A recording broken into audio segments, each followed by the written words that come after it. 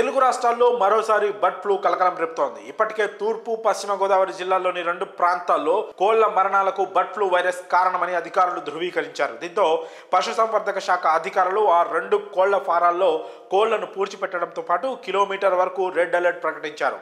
Bird ఫ్లూనా కాదా అని నిర్ధారించుకోవడానికి శాంపిల్స్ను భోపాల్లోని ఒక ల్యాబ్కు పంపించారు.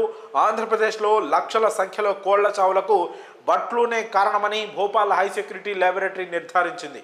కొన్ని వారాలుగా గోదావరి జిల్లాలో పెద్ద సంఖ్యలో కోళ్లు చనిపోతున్నాయి.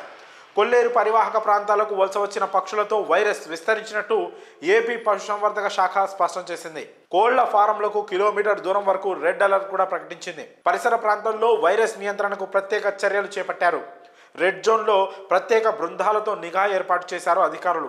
కోళ్ల ఫారాల్లో పనిచేస్తున్న కార్మికుల ఆరోగ్య పరిస్థితిని పర్యవేక్షిస్తున్నారు. ప్రస్తుతం ఈ బర్డ్ ఫ్లూ వ్యాపిస్తున్న నేపథ్యంలో ప్రజలు కొన్ని రోజుల పాటు చికెన్ తినడం తగ్గించాలని ఏపీ ప్రభుత్వం హెచ్చరికలు కూడా జారీ చేసింది.